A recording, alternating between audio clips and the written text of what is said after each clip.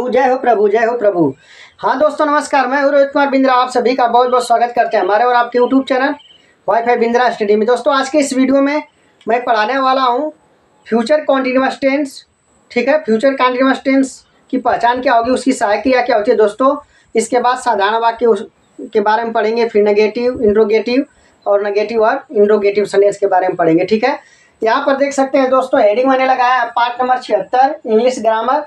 तो दोस्तों English grammar में मैं आपको टेंस पढ़ा रहा हूँ और टेंस में मैंने फ्यूचर कॉन्टिन्यूअस टेंस लिया हूँ आपको पढ़ाने के लिए। ठीक है, तो दोस्तों यहाँ पर पार्ट नंबर 76 आप देख सकते हैं। इससे पहले पार्ट नंबर 75 तक बनाया, प्लेलिस्ट में हमने बनाया है। यदि आपके टेंस नहीं आता तो आप प्रत्येक वीडियो देखिए, पार्ट 1 से देखिए, एकदम आपके समझ में आ जाएगा। ठीक है, ज़्यादा बात नहीं करते हुए स्टार्ट करते हैं। ठीक है, यहाँ पर देखिए दोस्तों फ्यूचर कॉन्टिन्यूअस टेंस की पहचान क्या होता है। याद रखिएगा दोस्तों, फ्यूचर कॉन्टिन्यूअस टेंस की पहचान होती है जिस हिंदी वाक्य के मुख्य क्रिया के अंत में रहा होगा, रही होगी तथा रहे होंगे आदि शब्द लगा रहता है, इसकी सहायक क्रिया विल बी तथा शैल बी होती है। दोस्तों याद रखिएगा, जिस हिंदी वाक्य के मुख्य क्रिया के अंत में रहा होगा, रही होगी तथा रहे होंगे आदि शब्द लगा रहता है, इसकी सहायक क्रिया क्या होती है दोस्तों। इसकी सहायक क्रिया विल बी तथा शैल बी होती है दोस्तों। ठीक है, आई होप की बात यहाँ तक समझ में आ गई होगी। अब दोस्तों यहाँ पर ध्यान से देखिएगा, तथा मुख्य क्रिया के अंत में दोस्तों आईएनजी का प्रयोग करते हैं। मुख्य क्रिया के अंत में क्या करते हैं दोस्तों, आईएनजी का प्रयोग करते हैं। ठीक है ना।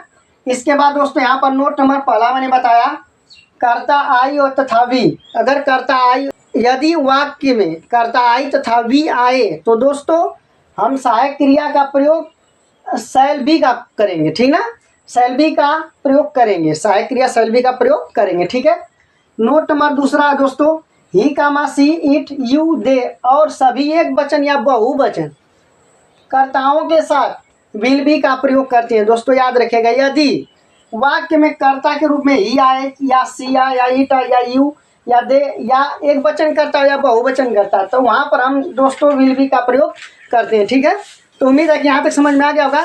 अब इस पर हम लोग देखते हैं अफर्मेटिव सेंटेंस। ठीक है, तो चलिए ध्यान से देखिएगा अफर्मेटिव सेंटेंस का सूत्र और उदाहरण क्या है। ठीक है, तो दोस्तों उदाहरण नंबर पहला देखेंगे अफर्मेटिव सेंटेंस का। ठीक है, अब देखिए ध्यान से, यहाँ पर मैंने हेडिंग लगाया अफर्मेटिव सेंटेंस साधारण वाक्य। इससे पहले दोस्तों मैं फ्यूचर कॉन्टिन्यूअस टेंस का आपको पहचान और सहायक क्रिया बताया दोस्तों। तो फ्यूचर कॉन्टिन्यूअस टेंस में दोस्तों affirmative sentence, negative sentence, negative and interrogative sentence और इंट्रोगेटिव सेंटेंस को पढ़ना होता है दोस्तों।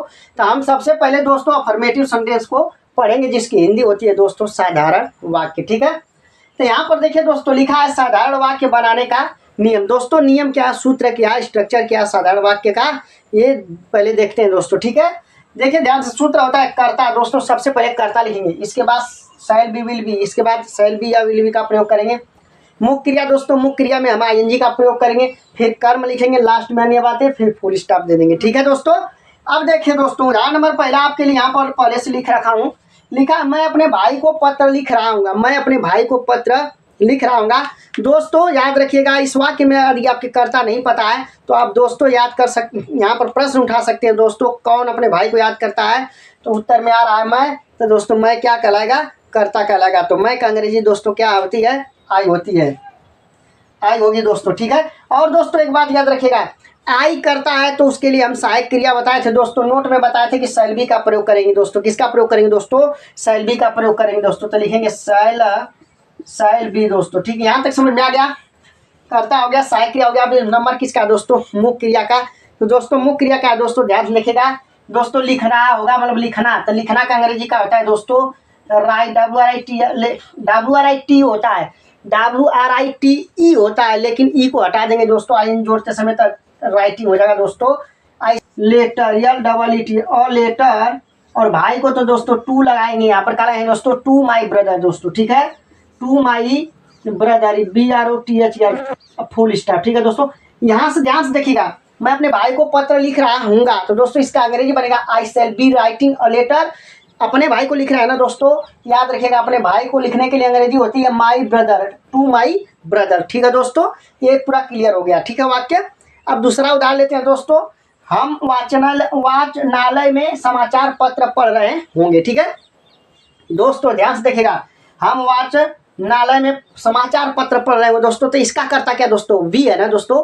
जब वी है दोस्तों तो हम इसका अंग्रेजी का लिखेंगे, वी लिखेंगे यहाँ पर। और सहायक क्रिया कौन सा प्रयोग करेंगे, मैंने बताया दोस्तों, नोट में बताया मैं आपके कि आई और वी करता होगा, तो हम सहायक क्रिया शैल बी का प्रयोग करेंगे। तो वी शैल लिखेंगे दोस्तों, क्या लिखेंगे, वी शैल बी। ठीक है दोस्तों, वी शैल बी, समझ में आ रही बात, वी शैल बी। ठीक है दोस्तों, वी शैल बी लिखेंगे। इसके बाद दोस्तों किसका नंबर आता है, मुख्य क्रिया का।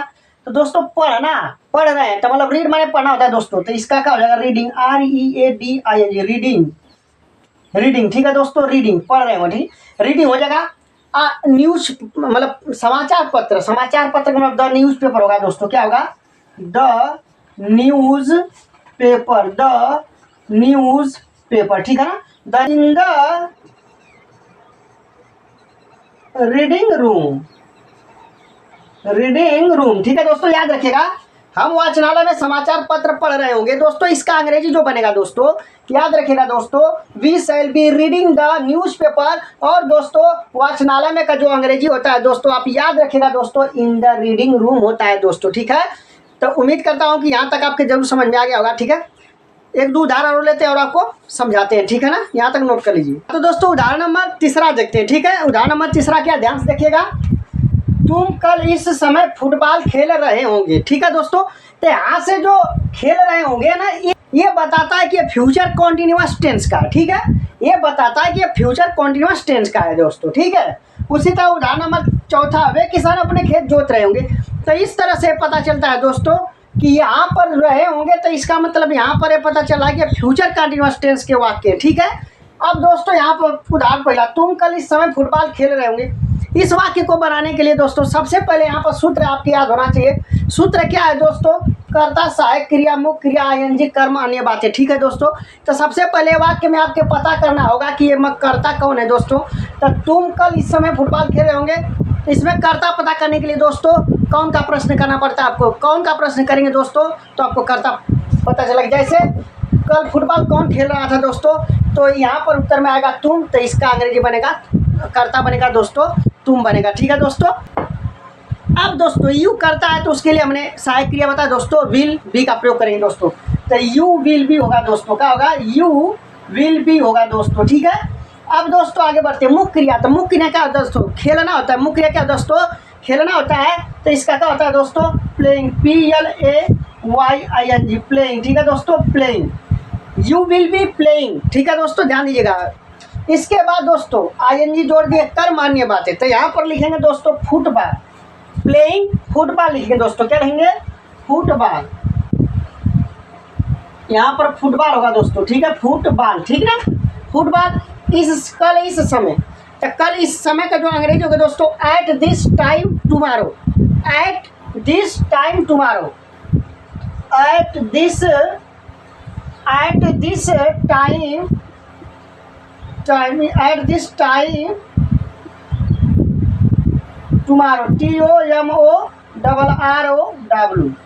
ठीक ना, तो दोस्तों याद रखिएगा, इसका अंग्रेजी क्या बनेगा दोस्तों, तुम कल इस समय फुटबॉल खेल रहे होंगे, इसका अंग्रेजी बनेगा दोस्तों, you will be playing football at this time tomorrow दोस्तों। ठीक है, आई होप की बात आपके समझ में आ गई होगी दोस्तों। ठीक है, यहाँ तक नोट कर लीजिए। उदाहरण नंबर चौथा बताते हैं। पहले कर्ता ढूंढेंगे, कौन अपने खेत जोत रहे होंगे, वे किसान। तो वे किसान का जो अंग्रेजी होगा दोस्तों, दोज फार्मर्स लिखेंगे दोस्तों, क्या लिखेंगे, दोज फार्मर्स, FAR। ठीक है दोस्तों, क्या लिखेंगे, FARMERS, दोज फार्मर्स। ठीक है दोस्तों, दोज फार्मर्स। अब दोस्तों यहाँ पर सहायक क्रिया विल बी का प्रयोग करेंगे, क्योंकि कर्ता वे किसान है, तो विल बी हो जाएगा यहाँ पर, विल बी। अब दोस्तों ध्यान से देखिएगा, तो यहाँ पर देखिए दोज फार्मर्स विल बी लिखेंगे। इसके बाद मुख्य क्रिया लिखना, जोतना। जोतना का होगा प्लो, PLOUGHING, प्लोइंग हो जाएगा दोस्तों। ठीक है ना, प्लो माने जोतना होता है, लेकिन प्लोइंग लिखेंगे यहाँ। ठीक दोस्तों, उदाहरण नंबर चौथे का अंग्रेजी बनेगा दोस्तों, वे किसान अपने खेत जोत रहे होंगे, those farmers will be ploughing their fields. ठीक है दोस्तों, यदि यह वीडियो आपको अच्छा लगा हो तो लाइक, शेयर एंड सब्सक्राइब जरूर करिएगा। फिर मिलते हैं अगले वीडियो में। जय हिंद, जय भारत।